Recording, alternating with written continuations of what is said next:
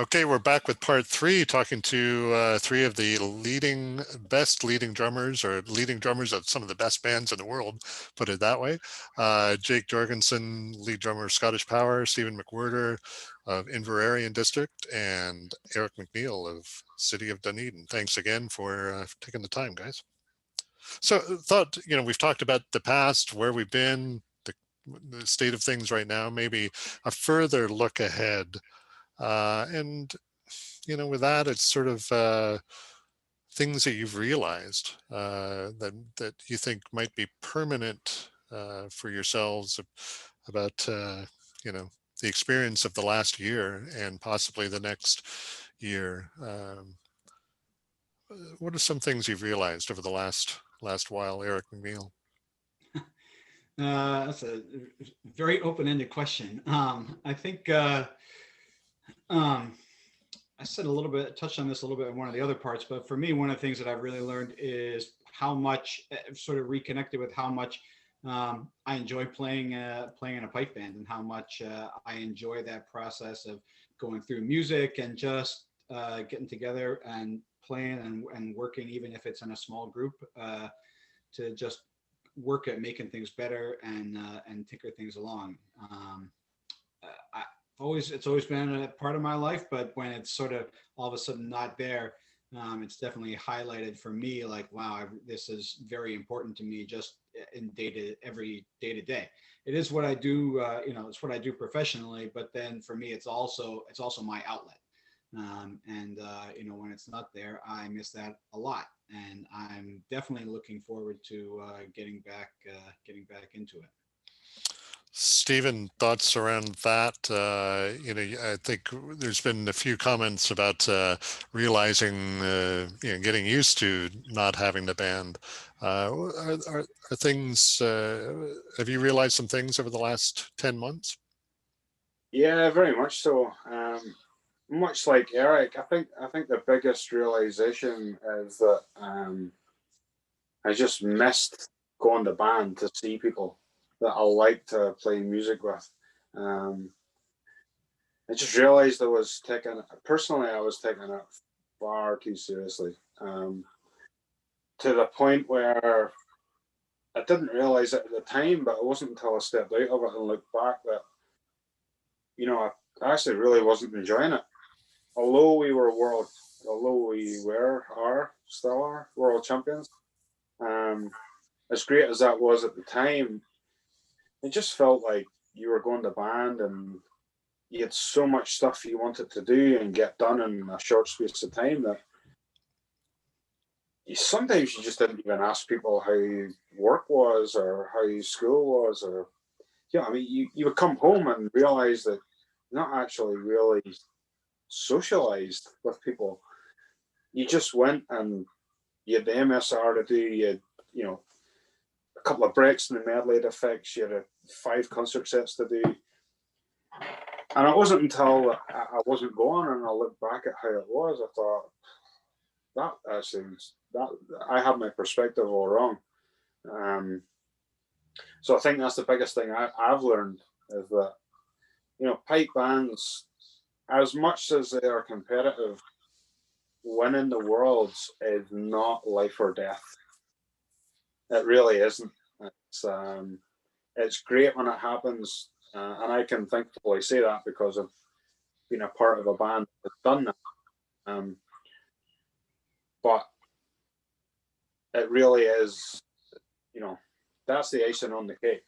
Mm-hmm. But I think the priority is, for me, getting back to playing good music with people that I like to play good music with. It's really as simple as that. Yeah. Really interesting to hear that, Jake. Your thoughts? You've got a young family. We hear your kids running around, and the cat and the wife. What are your thoughts around that? What have you realized?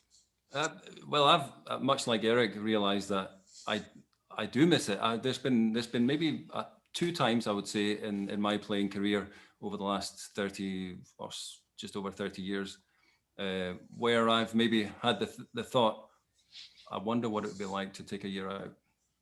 I've never been far enough along that road to even actually fully consider it. But I've wondered, I've asked myself that question. I wonder what it would be like. And now I know what it's like. You know, it's actually been, for me, it's been a great time to take a break. But I have learned that I definitely want to go back, and you know, I wouldn't want to just give it all up, you know. As much as I've enjoyed the extra time with the family, and I will find it very difficult to be out the house 2 or 3 nights a week again when the time comes. But it's a worthwhile sacrifice, because I've also learned that it's important for my kids to see me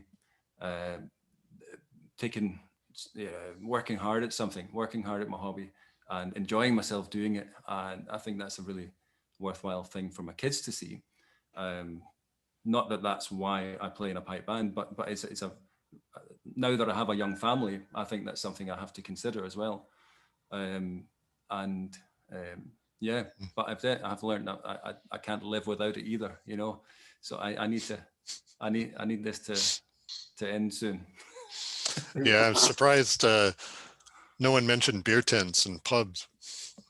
Yeah. You know, missing that, realized how much that's been missed. But obviously that's the social side of it, and people miss that too.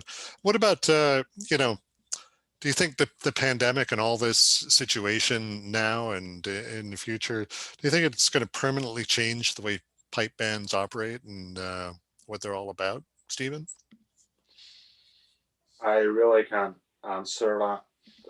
I just don't know. I mean, there's not really been any scientific studies on the pipes that I know of. I don't know if that will ultimately affect what we do in the future. If it does, then, you know, so be it. But I'm thinking more of the kind of like the whole scene and like what it's all about, and the amount of practice or the determination to win, and you know, things like that. You know, yeah, I think it'll definitely put things in perspective for everyone. I really do. mm-hmm. But I also think that we'll lose a lot of people out of it as well. So you may see the scene smaller when we come back to it. And also, you know, that's a year we've been out now. Basically, there's, you know, teaching has decreased quite considerably in terms of new starts. I know there's some good initiatives and stuff out there, but numbers are definitely going to be down on new starts. So it's going to take a while. There's going to be a gap there for a while. So it'll remain to be seen how that. Yeah. Eric, what about your thoughts? You know, the whole spirit of pipe bands and what we do. Do you think that'll change permanently? You'd mentioned this question before, and I've thought about it, and I was thinking about it a lot in relation to the scene in the EUS PBA here, and I do think it's going to have a pretty significant effect on pipe bands here and contests here.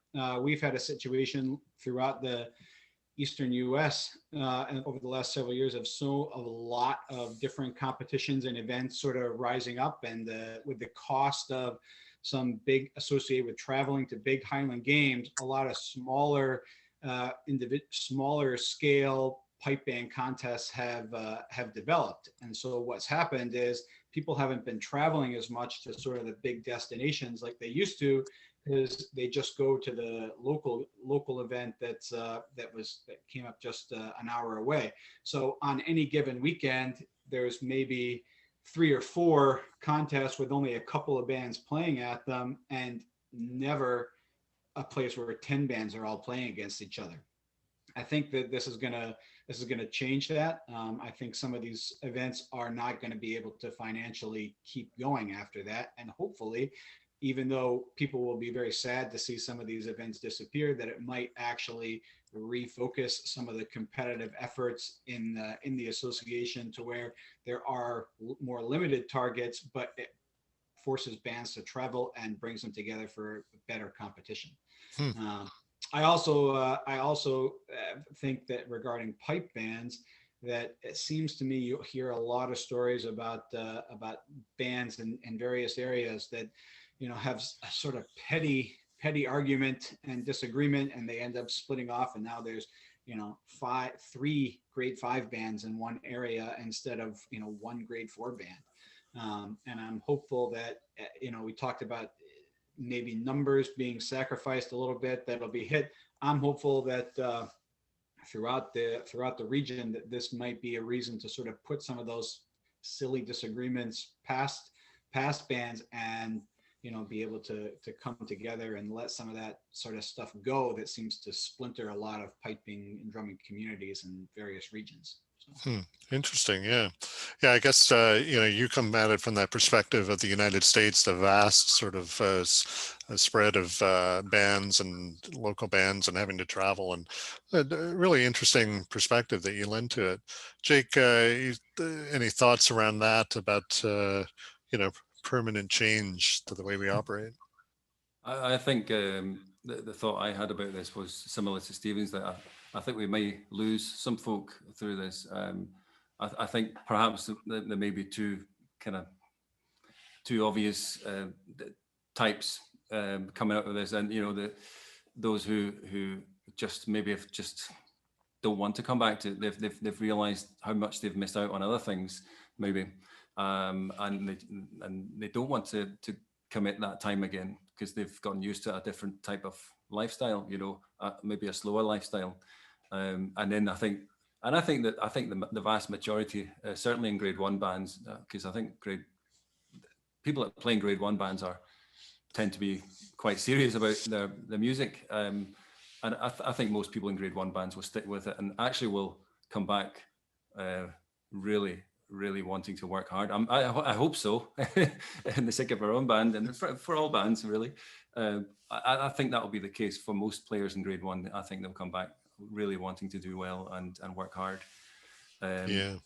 Another thought I had is perhaps the whole long distance player thing might grow a little bit, as perhaps band leaders and players have gotten more comfortable with the idea of working remotely with someone.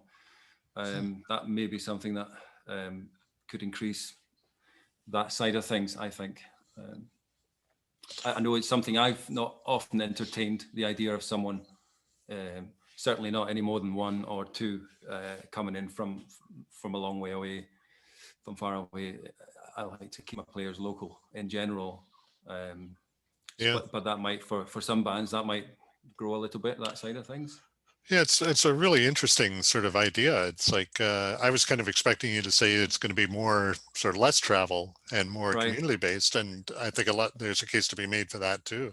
But I think you're right. It could be, you know, bands, or once travel gets back to kind of normal, there might be a trend that way. Who knows? Be really interesting. All right, so just to wrap it up, why don't we? You want to hear your best advice right now for drummers, for leading drummers. You know, what would you tell them? What would be your best advice after this and during this and whatever? Eric, why don't you start us off? Sure. I guess my best advice would be to other leading drummers out there to try and keep yourself connected to the things that excite you and inspire you in your playing, and that have, whether you're active right now or totally on a hiatus at the moment within your band. Eventually, when you start to think about getting back up and running, to try and reconnect, listen to the recordings that have inspired you, and if you're able to do that, then I think it puts you in the best possible position to be able to help get the rest of your drum corps excited and motivated to get back to it.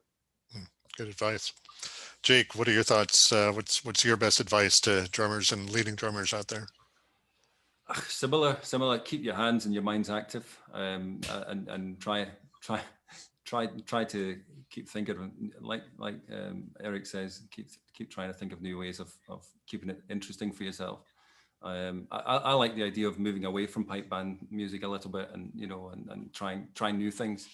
and that way inspiring yourself, and hopefully that will rub off to the people around you as well as a leading drummer. Yeah, explore new avenues of music. Make the most of the time musically, sounds like. Yeah. Stephen, your thoughts? What's your best advice? I think Eric and Jake have covered it as far as a lead drummer's concerned. But certainly the advice I've been giving all of my students right now is that you've got tons of time in your hands. Like, don't try not to squander the time you have, because thankfully you'll never get this time back again. Hopefully you'll never get a pandemic to put all this time in your plate where you actually have time to really develop your playing and get to the level that you want to get to quickly, because you do have the time. I can only imagine how much practice I would have done if there had been a pandemic when I was 13. And no YouTube or whatever. So yeah, that's my advice to younger drummers, I think, is, don't squander the time you have, because this is a once in a lifetime opportunity. Take it as an opportunity to develop yourself, as opposed to a negative time in life where you can't actually perform with your band. Yeah, that's fantastic advice from all three of you. Really interesting, and really appreciate the time you've taken. I've opened, I've learned a lot from these three parts, and I hope other people have too. So Jake Jørgensen, ScottishPower, Eric MacNeill, City of Dunedin, Stephen McWhirter, Inveraray District, thanks again for sharing your thoughts, and let's get back at it as soon as possible. Thank you. Exactly.